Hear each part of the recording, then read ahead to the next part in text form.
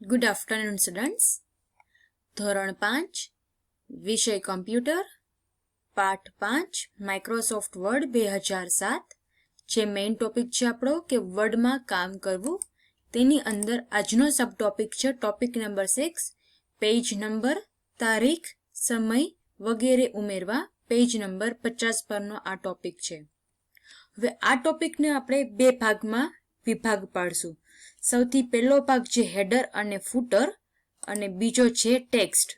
Topic number 6 ની અંદર આપણને બે ટોપિક મતલબ કે હેડર અને ફૂટર અને ટેક્સ્ટ બે કમ્બાઈન કરીને આપેલા છે, પણ આપણે એક એક ટોપિક વાઇઝ સ્ટડી કરીશું. તો આજના વિડીયોમાં હું તમને ખાલી હેડર અને ફૂટર નું જે ગ્રુપ છે તેના વિશે માહિતી આપીશ. તો ચલો બાળકો, આપણે વર્ડ ડોક્યુમેન્ટ ઓપન કરી લઈએ.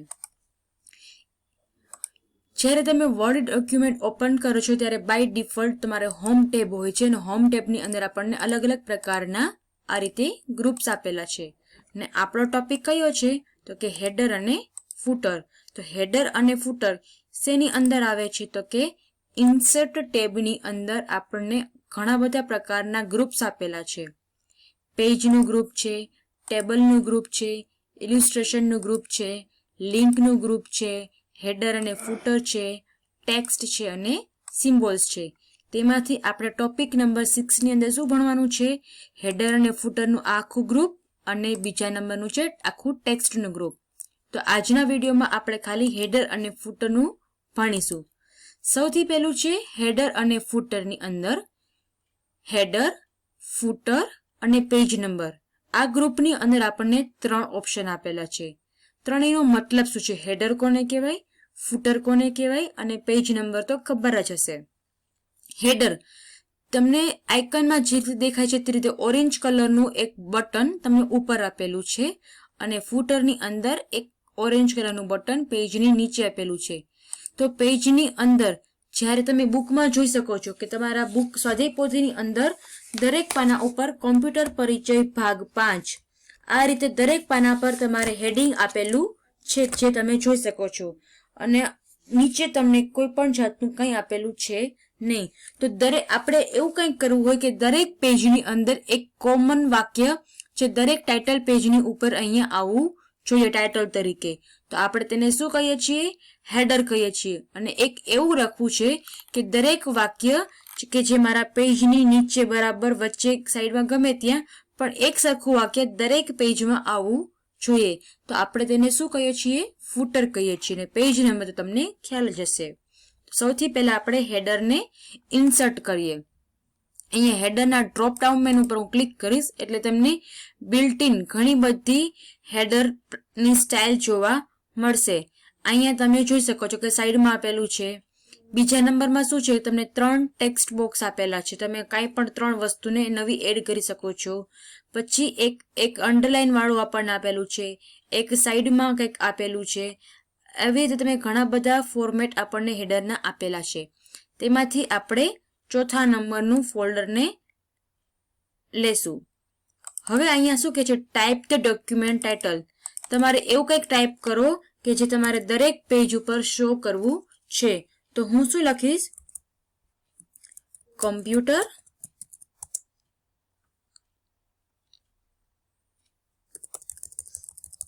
સૌથી પહેલા હું શું લખીશ? ધોરણ 5 અને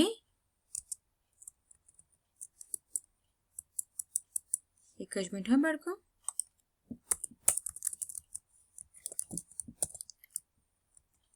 ધોરણ 5 અને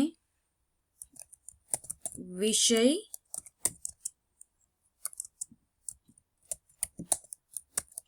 કમ્પ્યુટર. તો ધોરણ 5 અને વિષય કમ્પ્યુટર.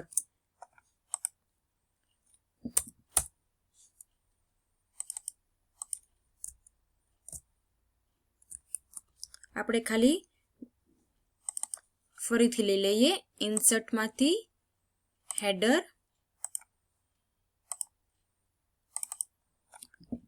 આપણે ખાલી ધોરણ 5 આટલું જ આપણે હેડિંગ દરેક પેજમાં રાખવું છે. તો અહીંયા ડબલ ક્લિક કરીશ એટલે મારી પેજની ઉપર હેડરમાં ધોરણ 5 લખાયેલું આવી ગયું છે. હવે સપોઝ કે હું નવા પેજ લઉં છું, તો અહીંથી હું એન્ટર કી આપીને ઘણા બધા પેજ લઈ લઉં. તો મારા દરેક પેજની અંદર તમે જોઈ શકશો, હું ધીમે ધીમે સ્ક્રોલ કરું છું, બરાબર જોજો. ને અહીંયા બરાબર નીચે પેજ નંબર પણ ચેન્જ થાય છે, તે પણ જોજો. પેજ નંબર 1 ની અંદર ધોરણ 5 લખાયેલું આવી ગયું.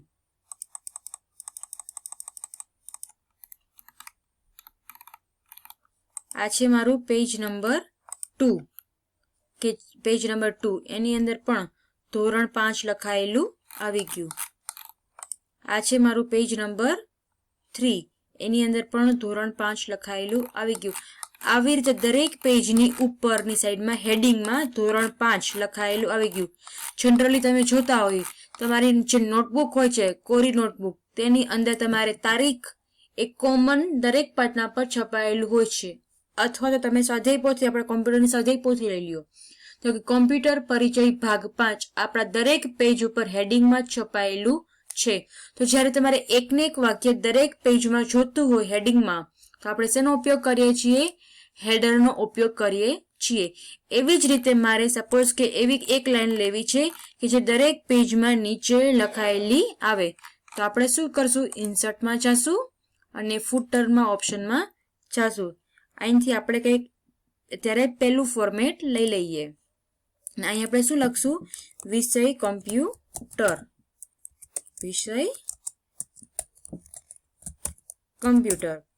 તો મારા દરેક પેજની અંદર વિષય કોમ્પ્યુટર જે ફૂટર મતલબ કે નીચેના ભાગમાં લખાયેલું આવશે. આપણે જોઈ લઈએ. આ મારું પહેલું પેજ છે, આ બીજું પેજ, આ ત્રીજું પેજ, ચોથું પેજ, પાંચમું, છઠ્ઠું અને સાતમું અને લાસ્ટમાં આઠમું.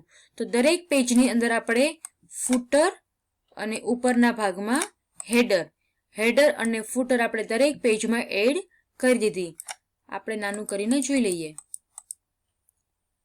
તમે જોઈ શકો છો કે તમારા દરેક પેજની અંદર આ હેડર ધોરણ 5 અને ફૂટરમાં વિષય કોમ્પ્યુટર દરેક પેજમાં એડ થઈ ગયેલું દેખાય છે.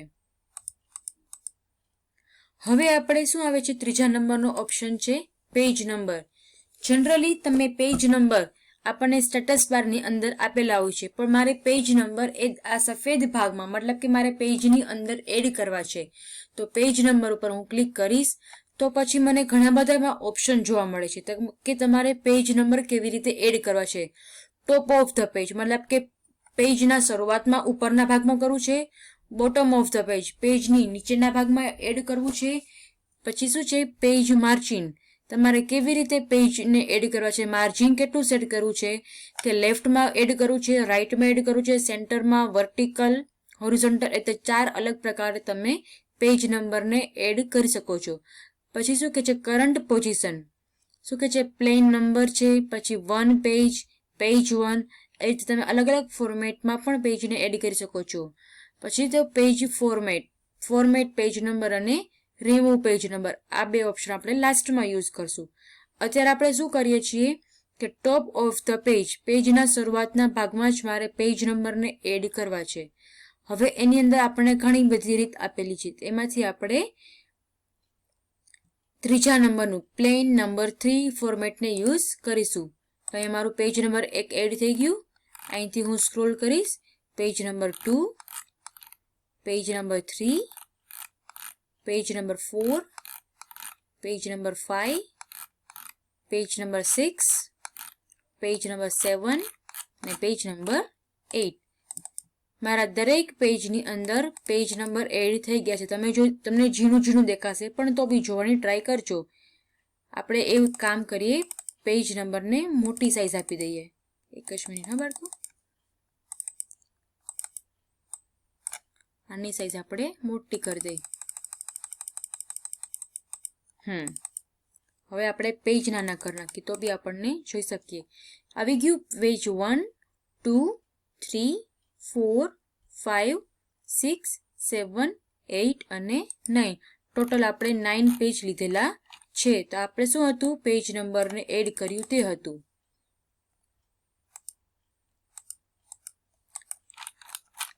તો અત્યાર સુધી આપણે શું ભણ્યા કે ઇન્સર્ટ ટેબની અંદર જે હેડર અને ફૂટર છે તેની અંદર આપણને 3 ઓપ્શન આપેલા છે, હેડર, ફૂટર અને પેજ નંબર. આપણે ફરીથી બધું એકવાર રિવાઇઝ કરી લઈએ. આ બધા ચેન્જીસને હું સેવ કરતી નથી એટલે આપણે ફરીથી એને સ્ટડી કરી શકીએ. સૌથી પહેલા શું કરીશું, ઇન્સર્ટ ટેબની અંદર જઈશ, તેની અંદર હેડર, જે તમારે મથાળું બાંધવું છે, જે તમારે હેડિંગ આપવું છે કે જે દરેક વાક્ય દરેક પેજમાં કોમન હોય, તેને આપણે શું કહીએ છીએ, હેડર. હેડર ઉપર હું ક્લિક કરીશ અને તમારે જે કાંઈ પણ પ્રકારની ફોર્મેટ જોતી હોય તે ફોર્મેટ ઉપર આપણે ક્લિક કરશું. અહીંયા હું શું લખીશ, કોટક સ્કૂલ.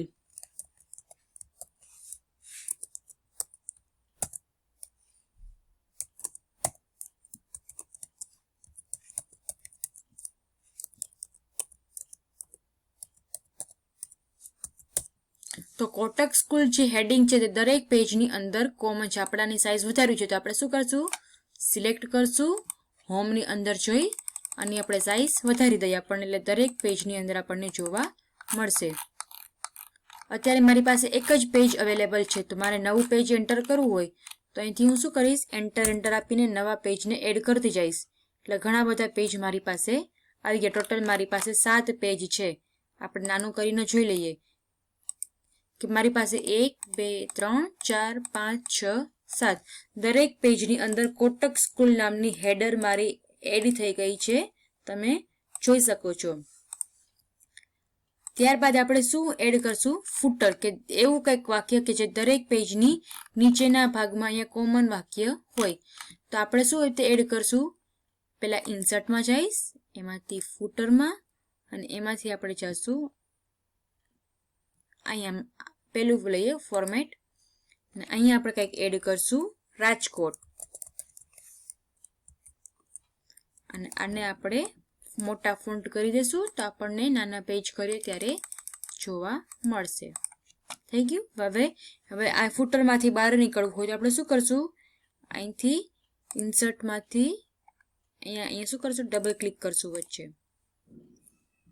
હવે પાછું નાના પેજ કરીને જોઈ લઉં તો મારા દરેક પેજની અંદર નીચેના ભાગમાં રાજકોટ નામનો શબ્દ ફૂટરમાં એડ થઈ ગયેલો છે.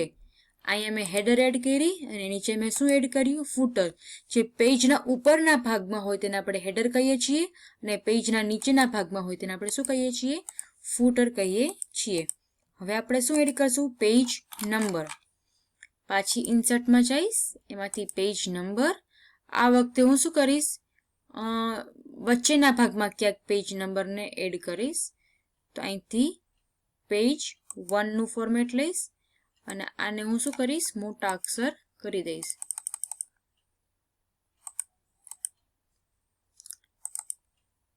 હવે આપણે જોઈ લઈએ પેજ નાના કરીને એડ થયા છે કે નહીં.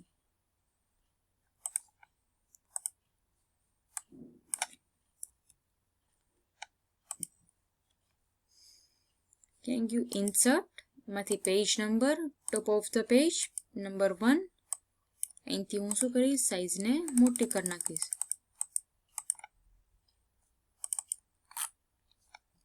પેજને નાના કરીને આપણે જોઈ લઈએ. જો અમે પેજ નંબર એડ કર્યા તો મારી હેડર વહી ગઈ. તો આપણે ક્યાંક ચેન્જીસ કરવામાં ભૂલ કરેલી છે, આપણે પાછું એકવાર જોઈ લઈએ.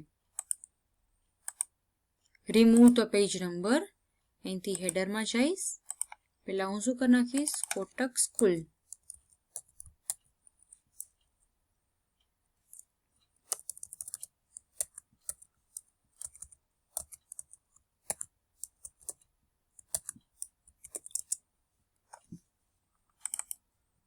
તો દરેકની અંદર મારે હેડિંગમાં કોટક સ્કૂલ કરીને આવી ગયું. અને હવે હું શું કરીશ, પેજ નંબર એન્ટર કરીશ. આવી ગયું મારે. આપણે શું કરશું, આને ઇન્ક્રીઝ કરી દઈએ. દેખાય છે પેજ 1, 2, 3, 4, 5, 6. તો અત્યાર સુધી આપણે શું ભણ્યા કે હેડર કોને કહેવાય, ફૂટર કોને કહેવાય અને પેજ નંબર કેવી રીતે એડ કરવા. આ ટોપિકને અહીંયા